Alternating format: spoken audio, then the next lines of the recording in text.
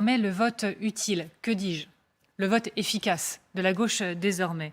Mais en quoi est-ce différent de ce vote utile dont Jean-Luc Mélenchon disait en 2012 « Le vote utile est une camisole de force, il culpabilise les électeurs. S'ils ne votent pas bien, c'est-à-dire pour les deux principaux partis, c'est Marine Le Pen qui va passer ». Il le disait en mars 2012 à Ouest France, à Ouest France, Sud-Ouest, pardon. Il a fustigé un raisonnement qui conduit à la catastrophe. Pourquoi le vote utile qui était fustigé en 2012 serait aujourd'hui, même s'il s'appelle efficace, justifié? Je reprendrai quasiment l'ensemble des mots que vous venez de dire et vous avez remarqué que ni Jean-Luc Mélenchon, ni moi, ni personne au sein de l'Union populaire et de la France insoumise ne reprend la terminologie de vote utile. Alors, quelle différence entre vote utile et vote efficace? Écoutez, d'abord, il faut remercier Ségolène Royal d'avoir dit des choses que d'aucuns entrevoient mais que personne ne dit. Elle dit vote utile. Ouais, bon, elle dit vote utile, je lui laisse son vocabulaire. Moi, je préfère parler de vote efficace. Pourquoi nous n'aimons pas la terminologie de vote utile? Parce que par le passé, nous en avons souffert nous-mêmes et que nous considérons qu'en démocratie, il n'y a pas de vote futile. Voilà, il n'y a jamais trop de démocratie, les électeurs doivent pouvoir se déterminer et à la rigueur, tout le monde est légitime à pouvoir présenter ses options devant les Français.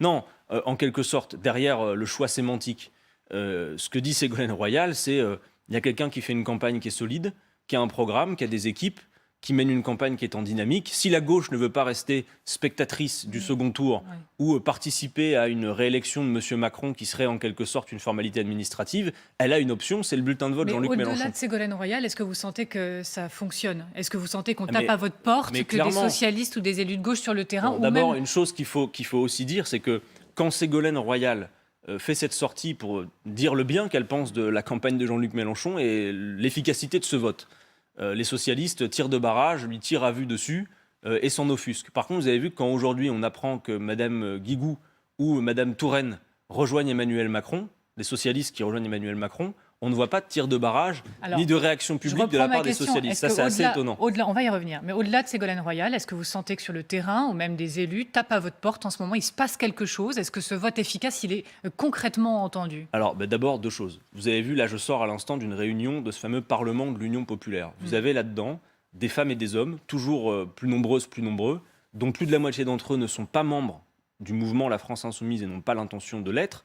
C'est présidé par notamment Aurélie Trouvé, qui était présidente d'Attaque. Il y a du monde là-dedans. Et quand vous regardez la composition, j'y viens, vous me parlez des élus. Oui, de la dynamique actuelle. Est-ce que quelque chose est en train de se passer maintenant? Ce qui est en train de se passer, je vous le dis, c'est ce que nous avions prédit qu'il se passerait. Vous avez d'un côté la présence de Jean-Luc Mélenchon, désormais à plus de 10%, entre 11 et 13 dans la plupart des sondages, dans un contexte où, rappelez-vous-en, parce que quand on s'est retrouvé sur votre plateau il y a quelque temps, on pouvait considérer que le second tour était entendu entre M. Macron et Mme Le Pen. Vous vous en rappelez comme moi, Amélie Carrouer. Aujourd'hui, le paysage qu'on a sous les yeux n'est pas exactement le même et il n'aura échappé à personne que le seuil de qualification au second tour, si on en croit les sondages, il n'est plus le même qu'en 2017 non plus. Il se joue à 15-17%. Quand vous avez Jean-Luc Mélenchon à entre 11 et 13%, et un second tour qui se joue à 15, alors oui, tout le monde entrevoit que c'est une possibilité. Vous parliez de trou de souris il y a quelques semaines, vous imaginez un peu plus aujourd'hui. Disons que ce trou de souris, c'est quand même ces 15 derniers jours assez considérablement élargi. Pour moi, il y a deux choses, je vais être précis.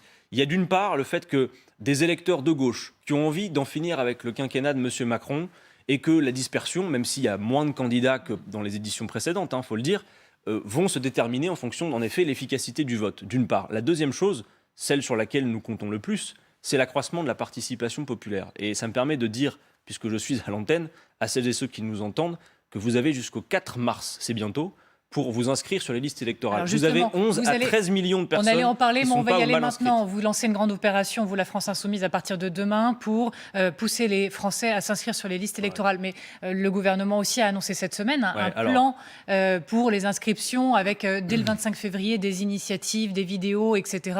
Jean Castex l'a annoncé cette semaine. À partir de demain, on va intensifier encore ce qu'on fait finalement depuis le mois de novembre 2020. Vous avez des femmes et des hommes à qui je rends hommage, qui tous les week-ends, maintenant même la semaine, sont porte-à-porte dans ces quartiers où il y a parfois 10-20% de participation dans les élections pour faire l'essentiel. C'est appeler les gens à aller voter pour changer les choses. Mais le plan du gouvernement, vous n'y croyez pas? Le gouvernement, il va mettre en branle quelque chose à partir du 25. Vous y croyez, vous, à 49 jours du premier tour? Non, ils ne font pas les efforts nécessaires. En fait, vous êtes allé plus loin dans l'hémicycle cette semaine du côté de la France Insoumise. Vous avez même accusé le gouvernement d'avoir entretenu finalement cette abstention. Laissez-moi le dire.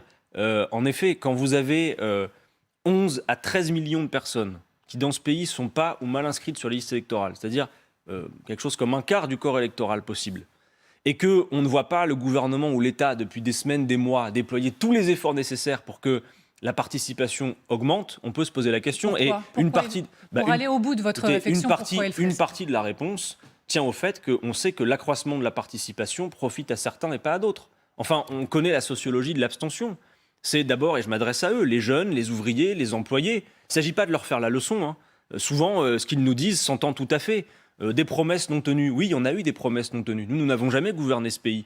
Et c'est la raison pour laquelle, par exemple, j'y insiste, mais dans le programme, quand on met le droit de révoquer les élus, c'est pas pour faire de la littérature, c'est parce qu'on sait qu'il y a besoin de garde-fous qui permettent aux gens de garder le contrôle, de dire si on croit vos promesses, qu'on vote pour vous, et que derrière vous n'appliquez pas ce pourquoi on vous a élu, on doit pouvoir reprendre la main. Permettez-moi de reprendre moi aussi la main, de revenir aussi à cette question du vote efficace, parce que c'est vraiment le sujet du moment vous concernant. Il y en a un qui dit merci mais non merci.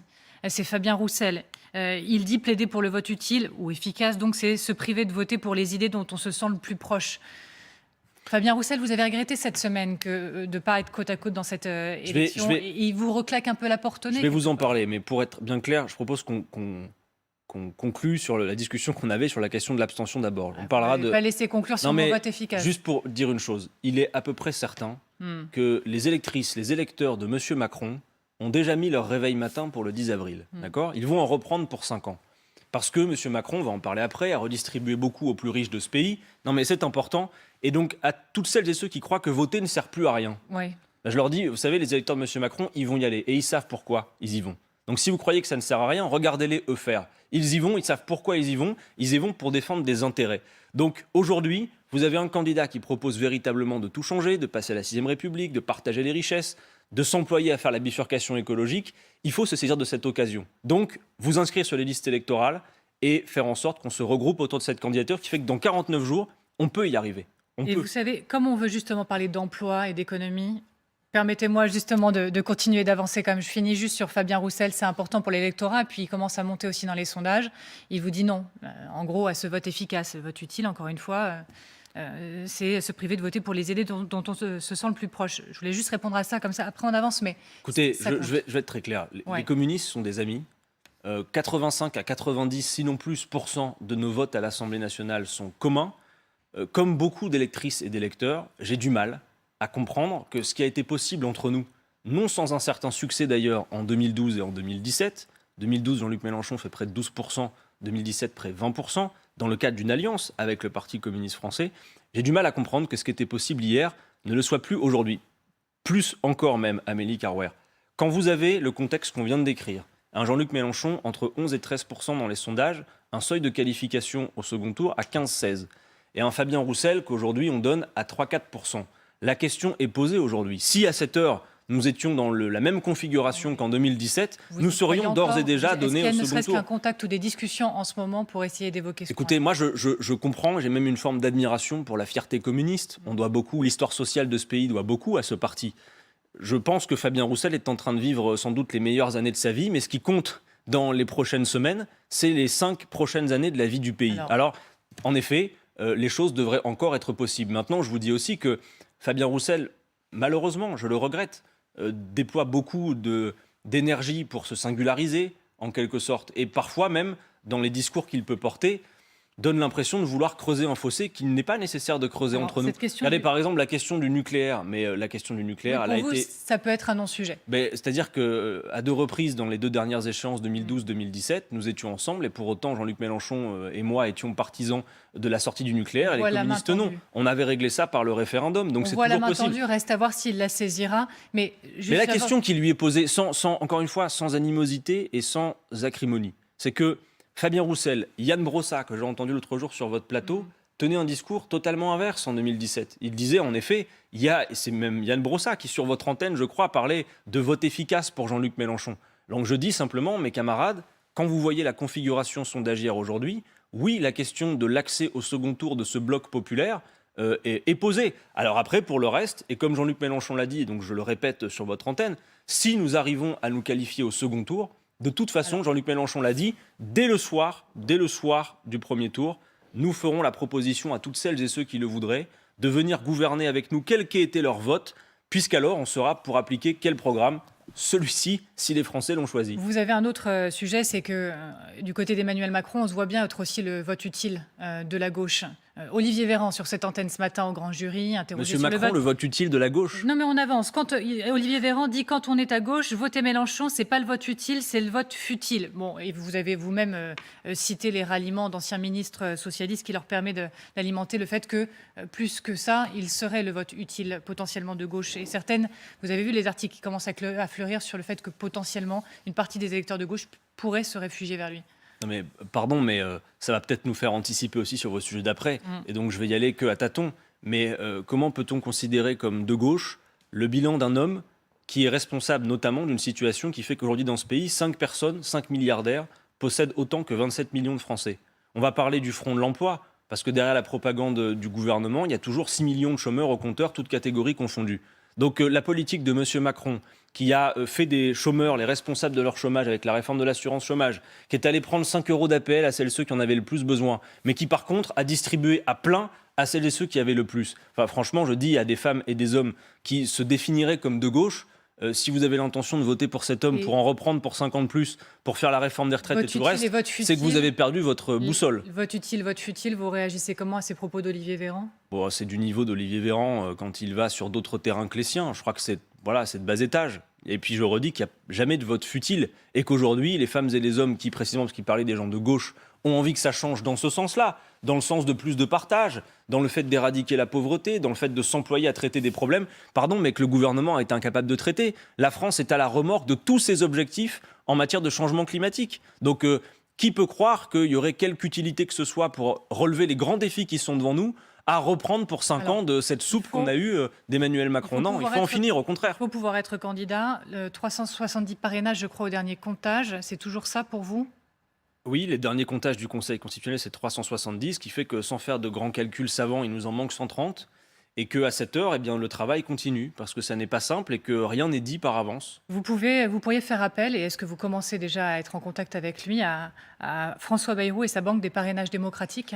Non, j'espère qu'on puisse se passer de sa proposition, parce que voyez-vous, quand Jean-Luc Mélenchon a proposé à l'Assemblée nationale cette loi qui permettrait d'en passer par 150 000 parrainages citoyens, pour ne pas être systématiquement avec ce verrou des 500 parrainages d'élus, qui plus est, sans l'anonymat aujourd'hui, ce qui rend leur tâche encore plus complexe.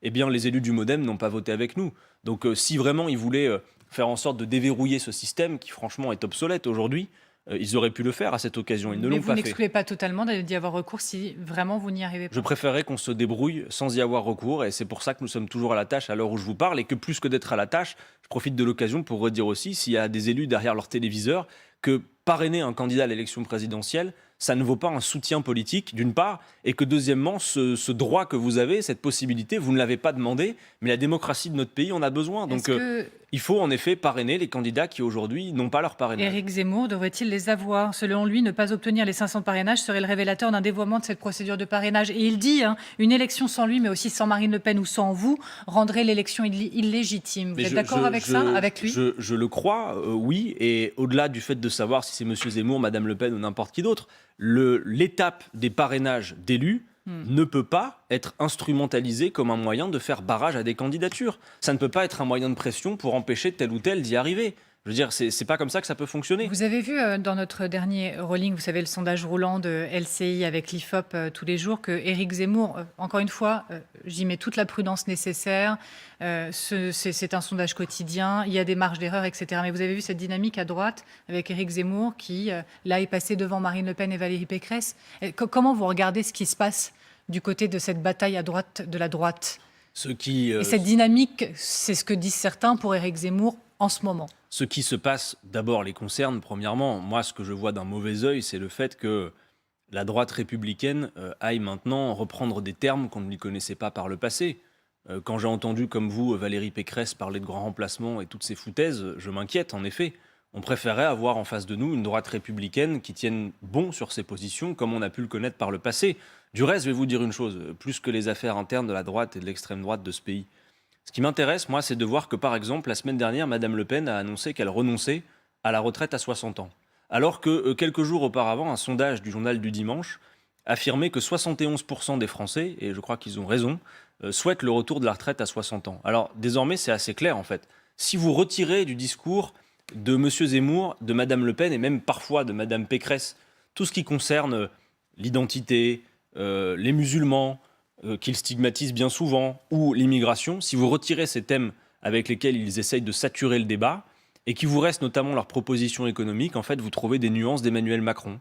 Ces quatre-là ont l'intention de faire travailler les Français plus longtemps. Aucun de ces quatre-là n'a l'intention de s'employer à faire ce qui est urgent de faire, partager les richesses. Donc pour en vous, fait, ça clarifie la politique. Vous savez que souvent on disait de Marine Le Pen qu'elle essayait de parler aussi à votre électorat, notamment avec sa proposition sur les retraites. Vous dites que ça clarifie un peu plus la situation. et c'est très clair, c'est-à-dire que quand on voit son développement sur la modulation de l'âge de départ à la retraite, ça montre son incapacité totale à tenir bon sur une position qui pourtant mérite d'être tenue. Alors, Si vous voulez, quand on propose la retraite à 60 ans, c'est pas un cadeau de Noël qu'on fait.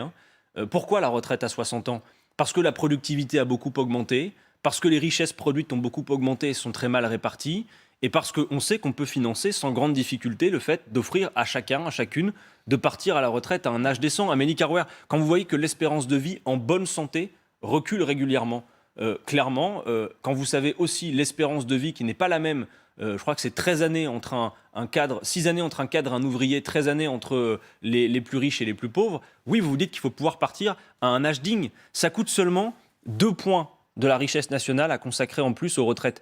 Franchement, quand vous voyez la gabegie des dividendes et tout le reste dont on va parler peut-être, vous dites que c'est possible de le faire. Donc en fait, clairement, ce qu'il s'agit de dire, c'est qu'aujourd'hui, dans le tableau, en tout cas des 5 premiers dans les sondages, si vous voulez en finir avec M. Macron, mais sur d'autres bases que les siennes, eh bien, le vote efficace, en effet, c'est celui de Jean-Luc Mélenchon. Rapide, justement, Emmanuel Macron, pas encore candidat. La candidature est dans l'atmosphère. Est-ce que vous dites il doit se déclarer, ça suffit maintenant, il doit rentrer sur le ring? Certains disent il vole le débat démocratique. Ou vous dites effectivement, en situation aussi internationale, on comprend qu'il n'en soit pas ainsi pour le moment? Vous savez, il y aura toujours et jusqu'au bout des dossiers qui permettront au président de la République de justifier qu'il ne revête pas les habits du candidat. Donc l'Ukraine, c'est une excuse pour ne pas entrer dans la campagne présidentielle? Non, c'est pas une excuse, mais ça lui fournit un bon alibi. Moi, je pense que de toute façon, c'est un secret de polichinelle depuis des mois, et même depuis bien plus longtemps que ça. Tout le monde sait que M. Macron sera candidat.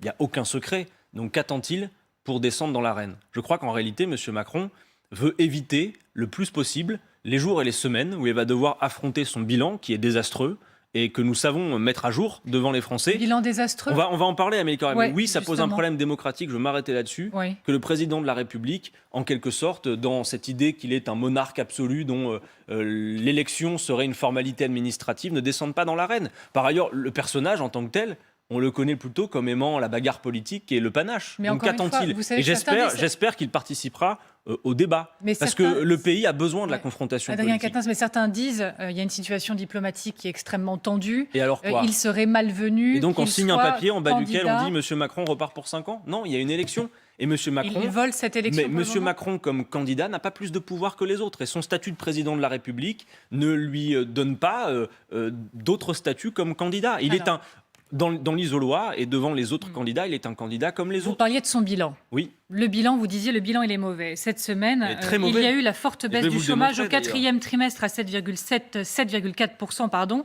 Grande victoire française, dit Bruno Le Maire. Vous n'y voyez aucune raison de se réjouir. On va y venir juste après, mais le gouvernement, depuis un moment, dit attention, l'objectif plein emploi est peut-être faisable, ça doit être même notre objectif désormais. Alors que l'objectif plein emploi soit faisable et que ce doit être un objectif de celles et ceux qui gouvernent, c'est une évidence. Vous le partagez vous-même. Mais attendez, d'ailleurs, rappelez une chose, c'est que vous voulez parvenir au plein dans emploi. notre Constitution, l'emploi est un droit. Un droit. C'est-à-dire que le rôle de celles et ceux qui gouvernent ou qui aspirent à gouverner, c'est de rendre ce droit effectif. Donc on va en parler. Amélie Carouer, j'aimerais pouvoir, comme vous, me réjouir d'une situation. Mais je sais aussi... Je n'ai rien qualifié, je vous pose des questions. Et je sais aussi, parce que nous sommes assez expérimentés pour cela, déjouer des opérations de propagande. Si vous me laissez juste un instant, sur la question de l'emploi. On nous annonce donc une baisse du chômage historique de 7,4%, d'accord? Quand vous regardez la réalité de ces chiffres, vous savez que, pardon, c'est un peu technique, mais il faut commencer par là, vous avez 3 catégories aux chômeurs dans ce pays, vous le savez. Et la catégorie qui est prise en compte pour ces statistiques ne tient pas compte de l'essentiel, le niveau de précarité extrême de l'emploi. Alors j'ai quelques chiffres à vous donner pour expliquer ce succès formidable du gouvernement, les 7,2 de baisse du chômage. Derrière ces chiffres se cache quoi? Une précarité extrêmement accrue de l'emploi. Notez que 2 tiers des 107 000 emplois nets qui nous ont été annoncés au 4e trimestre 2021, c'est de l'intérim. D'accord? C'est des contrats extrêmement courts. parfois de moins d'un mois, de moins d'une semaine, de moins d'un jour même, qui vous font disparaître des statistiques du chômage, qui permettent à monsieur Bruno Le Maire ou à madame Borne de venir sur vos plateaux tout plastronnant, vous dire qu'ils ont un succès historique. Mais ce succès historique s'explique par une explosion de la précarité de l'emploi. Deuxièmement, c'est les radiations à Pôle emploi. D'accord ? Des gens qui ont été radiés de Pôle emploi et donc, succès, il y a moins de chômage, il disparaît. Et ensuite, les emplois subventionnés, comme l'apprentissage et tout le reste. Donc, de toute façon, avec la politique qu'ils ont menée pendant 5 ans, qui a consisté pour l'essentiel sur le front de l'emploi, à réduire les droits des travailleurs avec les ordonnances travail, d'un côté, et de l'autre, à pénaliser les chômeurs alors qu'un sur deux n'est déjà pas indemnisé, ça ne crée pas de l'activité et de l'emploi. Parlons de vous. Oui. Vous aussi, Jean-Luc Mélenchon, compte parvenir au plein emploi. C'était dans les Échos cette semaine une exclusivité, comme on dit, le plan ambitieux de Jean-Luc Mélenchon pour atteindre le plein emploi. Alors il y a l'investissement massif dans la transition écologique et il y a également le choc de consommation. C'est ça, le plan que vous avez, vous, pour le plein emploi, c'est notamment le choc de consommation. Et la diminution du temps de travail. Et la diminution du temps de travail. C'est important parce que quand vous voyez la situation qu'on a sous les yeux, en gros, ces 20-30 dernières années, la productivité a beaucoup augmenté. C'est-à-dire qu'on produit beaucoup plus de richesses avec moins de travail humain. Or, dans la même période, les salariés n'ont pas vu leur salaire augmenter en proportion, ni le temps de travail diminuer. Et donc, on doit se dire, mais où va la hausse de productivité ? Si on produit plus de richesses avec moins de travail humain, et que comme salarié, vous ne voyez pas votre salaire augmenter, ni votre temps de travail diminuer, pour qui vous produisez ? Et c'est là qu'on voit ce chiffre incroyable qui nous dit qu'en 10 ans, les dividendes versés aux actionnaires ont progressé de 70%, les salaires seulement de 12%, et que l'investissement productif, et ça c'est très grave, a reculé de 5%. Quand on nous vend un capitalisme vertueux qui investit pour l'avenir, vous avez vu comme moi, et je sais Amélie Cawar que c'est assez banal d'entendre des responsables de gauche venir fustiger les profits records ou les dividendes versés aux actionnaires, mais là quand même en pleine pandémie, bravo quoi. 137 milliards de profits, 70 milliards de dividendes et un investissement qui est ridicule. J'ai une question précise sur le choc de consommation. Oui. Parce qu'on a pu en voir les limites par le passé de choc de consommation. En somme, en gros, vous donnez de l'argent aux gens, mais actuellement dans l'économie, ils vont plutôt le dépenser parce qu'on va acheter la télé Samsung, le portable de l'autre bout du monde. Le déficit commercial, il est abyssal aujourd'hui pour notre pays. Comment votre choc de consommation à vous peut fonctionner ? Vous m'interrogez sur comment on parvient au plein emploi. Ouais. Je réponds d'abord à votre question. D'abord, il y a une urgence, c'est d'éradiquer la pauvreté dans ce pays. D'accord ? Mais vous ne voulez pas me répondre parce qu'on y vient. Mais justement, on va prendre le temps sur éradiquer la pauvreté, mais sur le choc de consommation. Augmenter les salaires, choc de consommation, je vous réponds là-dessus. Augmenter les salaires quand vous avez des travailleurs pauvres en masse. Augmenter le SMIC à 1 400 € net, comme on veut le faire dès le mois d'avril. Et faire que les salaires augmentent dans les branches, c'est nécessairement de la consommation populaire qui se relance et c'est de l'argent qui s'injecte dans l'économie. Et y compris sur beaucoup d'activités qui ne sont pas délocalisables, contrairement à ce qu'on en dit. Donc oui, c'est vertueux, c'est positif. Mais pour le plein emploi, il y a, retenez ça, 3 grands piliers. Le premier, c'est la diminution du temps de travail. C'est-à-dire, en gros, et pour faire vite, travailler moins pour travailler mieux et travailler toutes et tous. Ça veut donc dire application réelle des 35 heures, aller vers les discussions pour aller vers 32 heures hebdomadaires, une 6e semaine de congés payés et la retraite à 60 ans. Et là, vous me dites, mais en fait, il nous fait une liste au Père Noël. Mais non. Parce que, par exemple, savez-vous depuis combien d'années les Français n'ont pas eu une semaine de congés supplémentaires ? Depuis les années 80. Or, depuis, la productivité n'a cessé d'augmenter. Et ce qu'on voit derrière ces chiffres, c'est que dans les années 80, un salarié français travaillait quelque chose comme 9 jours pour rémunérer les actionnaires. C'est plus de 50 jours aujourd'hui. Donc, quand on dit on va augmenter les salaires ou diminuer le temps de travail, en fait, on dit une seule et même chose. Il faut partager la valeur produite. Et aujourd'hui, elle est très mal répartie. Donc, diminution du temps de travail, grand 1. Deuxièmement, vous en avez parlé, le défi du 21e siècle est celui dans lequel la France doit jouer tout son rôle. C'est la question écologique, climatique. Et nous voulons engager la planification écologique. Je vous ai juste donné quelques éléments, mais quelques chiffres pour voir ce que ça crée en termes d'emploi. Nous voulons isoler 700 000 logements par an. Vous savez qu'il y a 12 millions de personnes qui subissent la précarité énergétique, qui ont froid chez elles l'hiver, malgré le fait qu'elles soient à la maison. C'est 240 000 emplois d'ici à 2030 qu'il va nous falloir créer dans ce secteur. Aller vers le 100% d'énergie renouvelable, on chiffre ça à plus de 200 000 emplois. Passer à une agriculture écologique et paysanne relocalisée, il va nous falloir 300 000 paysans supplémentaires. L'économie de la mer, dont parle si souvent Jean-Luc Mélenchon, 600 000 emplois. Alors, bref, vous voyez qu'entre la diminution du temps de travail, la planification écologique, on ne se pose pas la question de savoir si on va manquer de travail, on se pose la question de savoir comment on va former le plus rapidement possible toutes les filières qui va nous falloir employer. Gardons du temps pour, effectivement, l'un des points de votre programme, notamment précisé et révélé aujourd'hui, c'est comment éradiquer la pauvreté. En tout dernier ressort, Amélie Cawar, parce que c'est important, parce que vraiment le temps file. Très rapidement, mais nous voulons aussi instaurer une garantie d'emploi. C'est-à-dire qu'à la fin, toute femme, tout homme, chômeur de longue durée, volontaire, que le marché n'emploierait pas doit pouvoir, en dernier ressort, se voir proposer par l'État un emploi ou une formation qui correspondent à ses qualifications dans leur bassin d'emploi et à des tâches que le marché n'accomplit pas. Il y a plein de métiers dans lesquels on a besoin d'accomplir des tâches qui ne le sont pas. Vous le disiez vous-même, prendre le temps d'en parler, je pense que vous le souhaitez. Votre volonté d'éradiquer la pauvreté, précision de votre programme, ça a été dévoilé aujourd'hui, garantie autonomie visant à compléter les revenus, les minima sociaux de chaque Français, automaticité de toutes les prestations sociales, interdiction d'exclure un enfant d'une cantine scolaire pour motif impayé, je ne peux pas tout citer. Mais d'abord, ce sera la priorité, la première mesure de Jean-Luc Mélenchon s'il était élu, parce que je me souviens d'avoir vu dire ça en novembre 2020, dire moi la première chose que je fais, c'est ce plan éradiquer la pauvreté. Mais première question, deuxième question, est-ce que vous n'y voyez pas quand même un risque un risque déceptif, ou que ce soit jugé un peu irréalisable ou irréaliste en un quinquennat de dire éradiquer la pauvreté? Amélie Carrère, ça n'est pas réaliste en un quinquennat de voir par exemple, des milliardaires en 19 mois de pandémie qui ont accru leur fortune de 240 milliards. D'accord ? Ça n'est pas irréaliste, ils l'ont fait. Ça n'est pas irréaliste de voir le CAC 40 distribuer 70 milliards de dividendes. Tout ça n'est pas irréaliste. Et ça ne choque personne.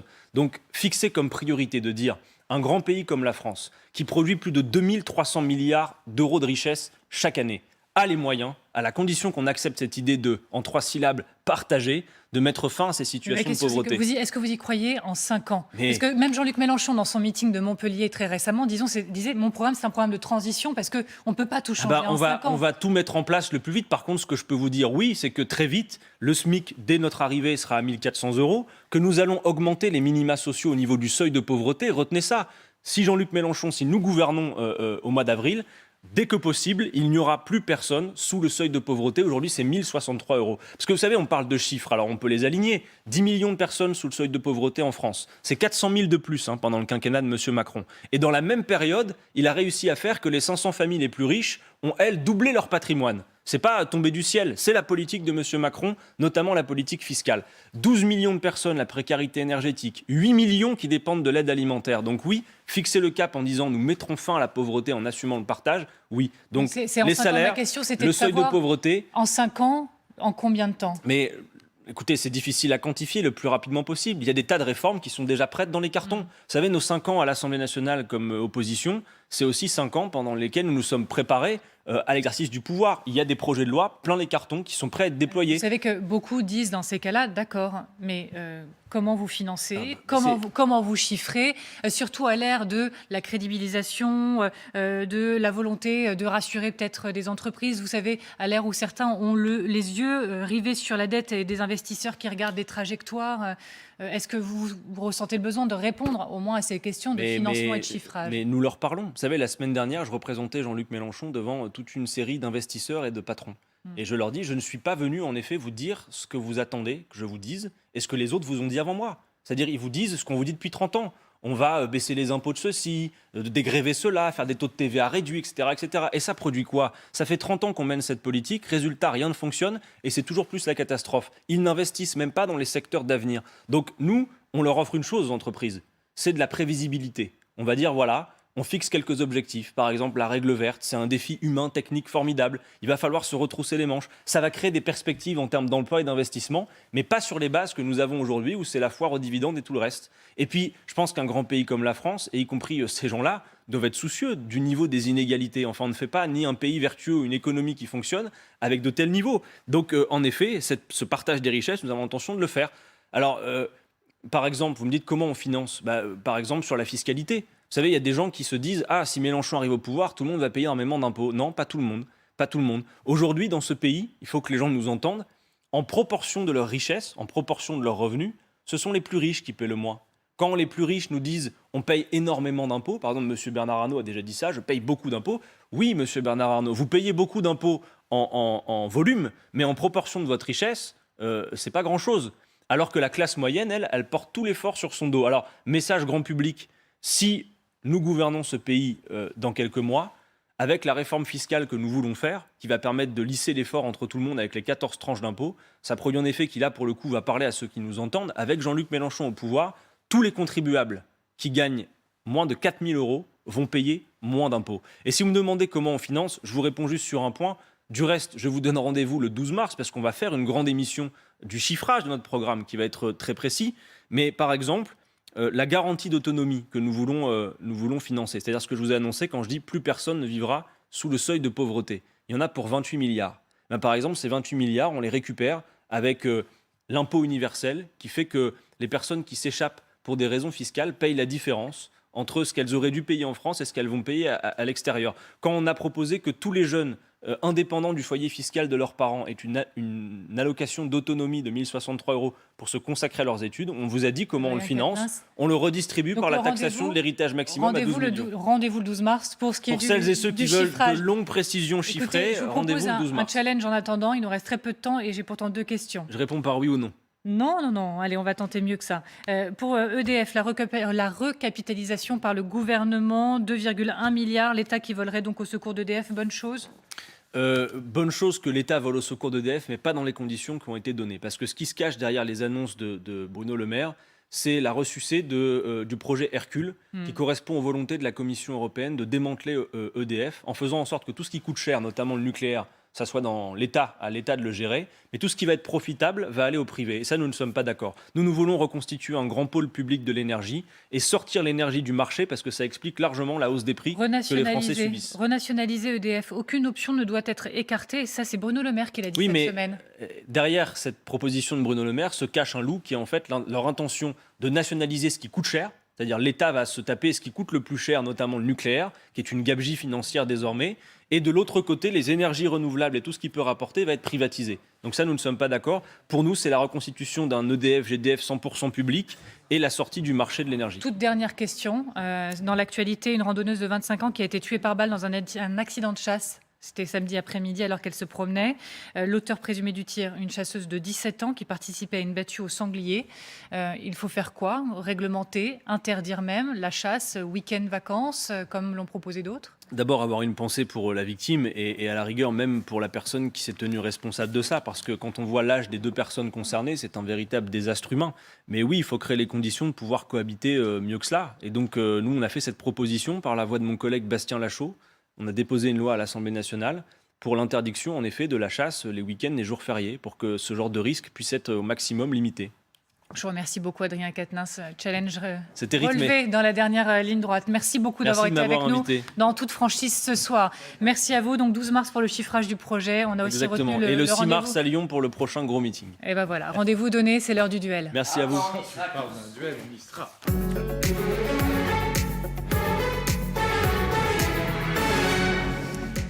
Allez, bonsoir Luc Ferry. Bonsoir Daniel Cohn-Bendit. Bonsoir. Quel enthousiasme déjà. Alors messieurs, on va parler pour commencer, bien sûr, on va prendre le temps de la Russie, de l'Ukraine. On en parle toutes les semaines. Bah oui. Mais parce que l'enjeu il est majeur. Et là, vous avez vu bien sûr les tensions de ces dernières heures, de ces derniers jours. Emmanuel Macron à ce stade et Vladimir Poutine, à l'issue d'un appel qui a duré environ 1h45, se disent d'accord pour essayer d'aboutir à un cessez-le-feu. En parallèle, il y a Joe Biden qui se dit prêt à rencontrer le président russe. Il est très difficile d'y voir clair, mais est-ce qu'on peut avoir ce soir, avez-vous le sentiment qu'il y a bon espoir, en effet, d'une issue diplomatique ou d'un cessez-le-feu ? Daniel Cohn-Bendit. Bon, vous savez que personne ne sait ce que Poutine a en tête. Et que un spécialiste de la Russie, on a demandé, il est conseillé par qui ? La seule personne avec qui il prend des conseils, c'est Dieu. Donc, personne ne sait en Russie, vraiment, même dans les élites, peuvent le dire. Je crois, moi je suis un peu cyclotimique là. Hier soir, je disais, non, ça y est, alors parce qu'il y a 2 échéances maintenant. Lundi, le Conseil de la Russie recomposé, le Grand Conseil de l'Union des Russies, ou je sais pas, se réunit, et mardi, la Douma, et la Douma va déclarer le Donbass russe. C'est-à-dire exactement ce qu'ils ont fait en 2008 en Géorgie, avec l'Abkhazie et l'Ossétie du Sud. Ils l'ont déclaré, et dans la foulée, les chars russes sont entrés en Géorgie. Donc ça, c'est un scénario. Je ne dis pas c'est le scénario, c'est un scénario pour prendre le Donbass. D'un autre côté, Poutine est quand même surpris du front unique, disons, des démocraties sur le problème des sanctions.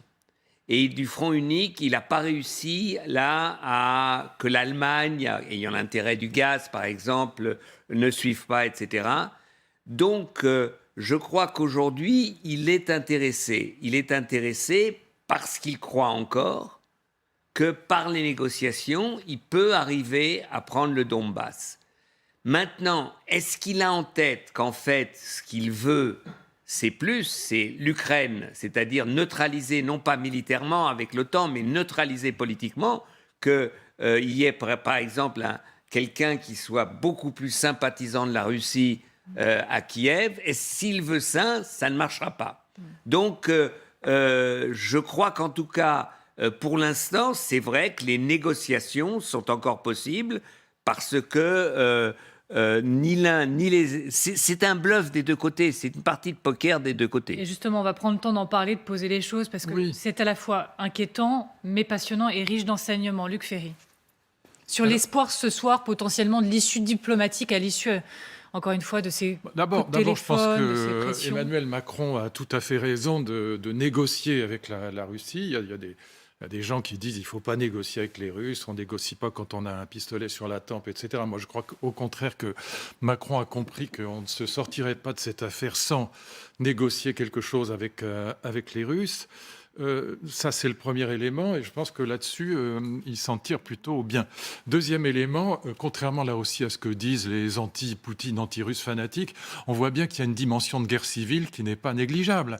Il faut quand même savoir qu'il y a deux républiques populaires, évidemment autoproclamées, qui ne sont pas reconnues par la communauté internationale. Mais dans le Donetsk et